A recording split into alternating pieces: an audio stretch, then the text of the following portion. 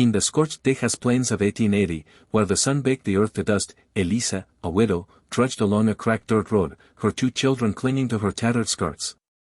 Her husband, felled by fever 6 months ago, left her with a crumbling cabin and hunger that gnawed at their bones. The crops had withered in the drought, and the nearest town was a day's walk, too far for her weakening legs. As the horizon shimmered, a lone cowboy approached on horseback, his head low, saddlebags heavy from a cattle drive.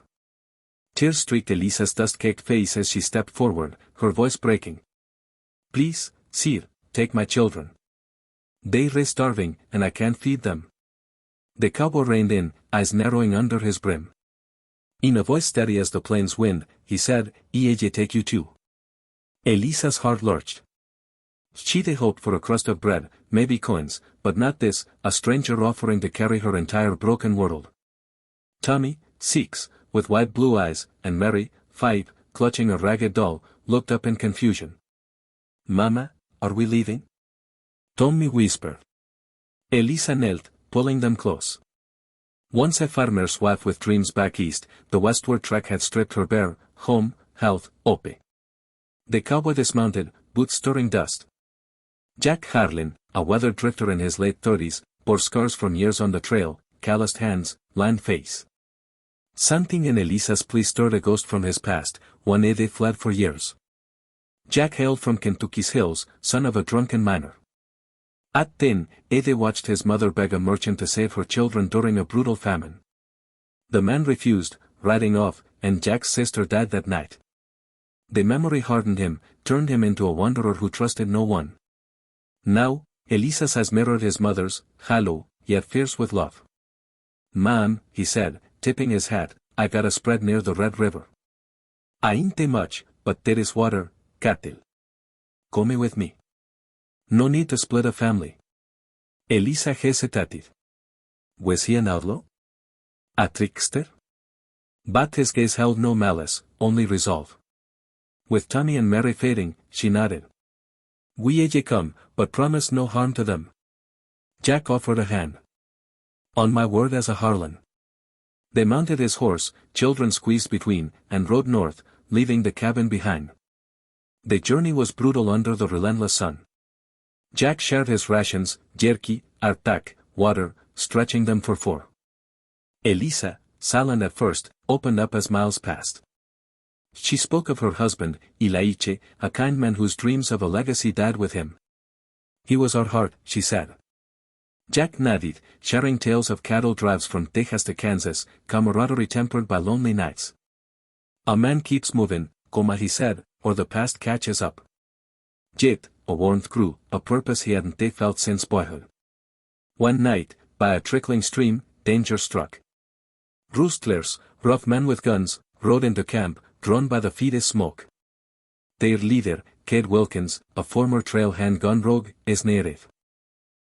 "Harlan, a family man now?" They demanded their horse and supplies. Elisa shielded her children, heart pounding. Jack stood firm, hand near his revolver. "These folks are mine to protect." "Ride on, Cade." The standoff exploded, gunshots cracked, bullets whizzed. Jack dove for cover, firing back. Elisa, in a surge of fury, swung a branch at an attacker, buying time. Tommy and Mary huddled, crying. Jack took a graze to the arm but felled 2 rustlers, scattering the rest. Elisa bandaged his wound with her skirt. "You could be dead," she whispered. Jack grinned through pain. "Seen worse.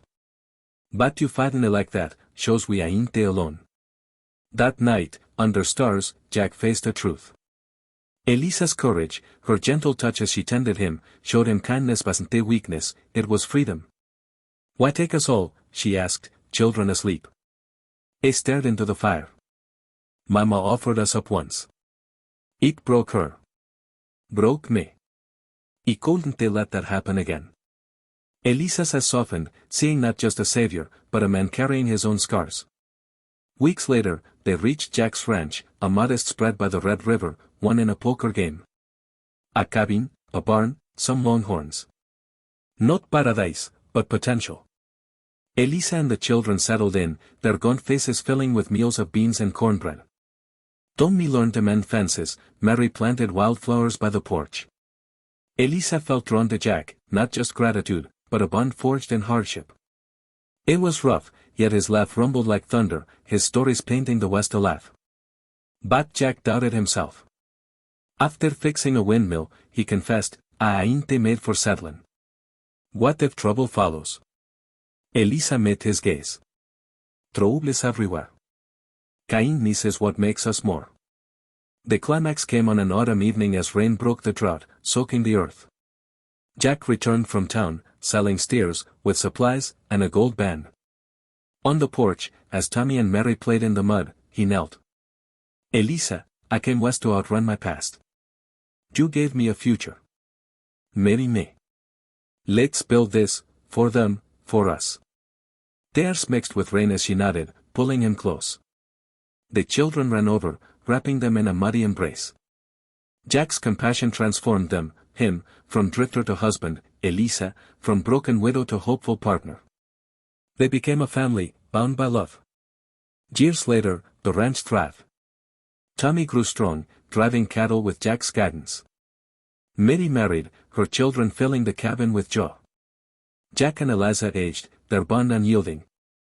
Their story, a widow's plea, a cowboy's vow, became a frontier legend, whispered by campfires. It taught that kindness isn't giving scraps, but offering your whole self. In America's heart, where dreams rose from hardship, it inspired all to extend a hand and say, "I'll take you too."